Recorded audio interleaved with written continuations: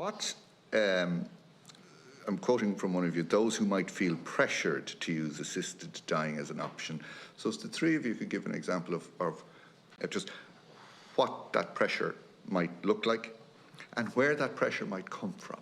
If we've any kind of anecdotal, or not just anecdotal, hard evidence, who might feel pressured, what might that pressure look like, and who might exert that pressure in your experience? If you look at the data from Oregon, they ask people why they choose assisted dying, and the number of people saying because they feel a burden, because they feel a burden to others, has gone up from around a third to now over half.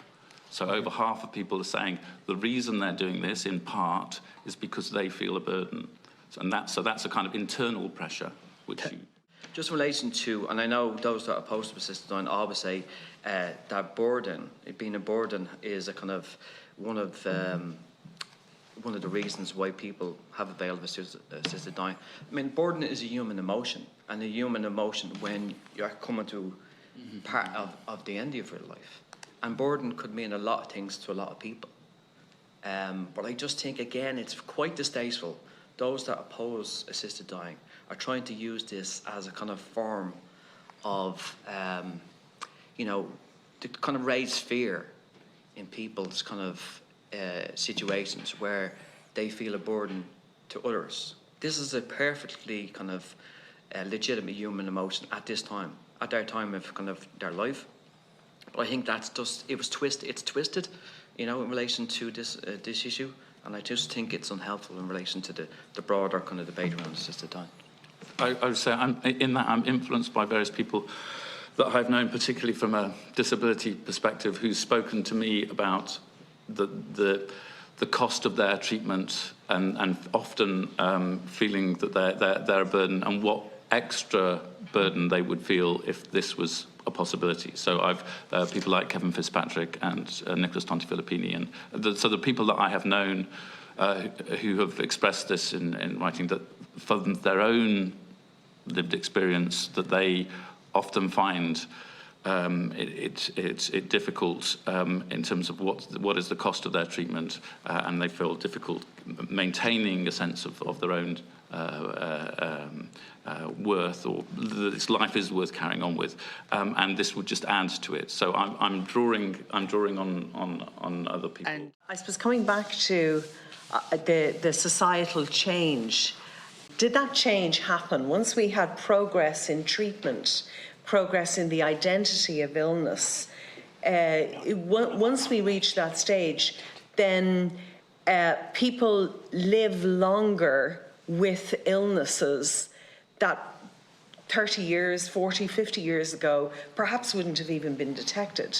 And somebody would be at an advanced stage and close to their death by the time it was identified. And so in that context, actually, perhaps this is symptomatic of a change that already happened, and we're catching up. Because how many times have we been at funerals and someone says of someone they adore and are heartbroken that that person is dead, that their death was a relief? I wonder about the idea that somebody has the script and has the right to end their life if they wish because they've been given it, and they don't exercise that right. Actually, is that giving somebody control in an otherwise very powerless situation? And therefore the comfort of having the control is something. So rather, I think we just need to be careful about bringing deductions from what that means, whether it's a change of heart or actually it's an empowering experience. So I value your comments on that. Professor Albert Jones, please. In regards to the people who don't use the prescription, it should be said, this is in the context of assisted suicide legislation where you take it yourself, not in the context of where the doctor does it. In context of the doctor does it, you don't get this. I'd have to look up the numbers, and I'd be happy to give them to you, but they're much, much, much smaller. When the doctor does it, you don't have this issue of holding on to it.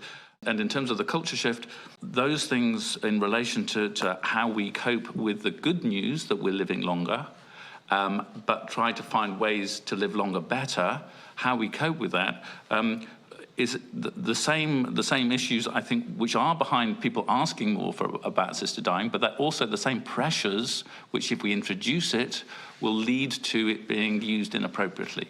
So that is to say, all of the same pressures which are behind asking are reasons for thinking that once introduced, then people will feel now it's there, it's changed things, and they need to consider it.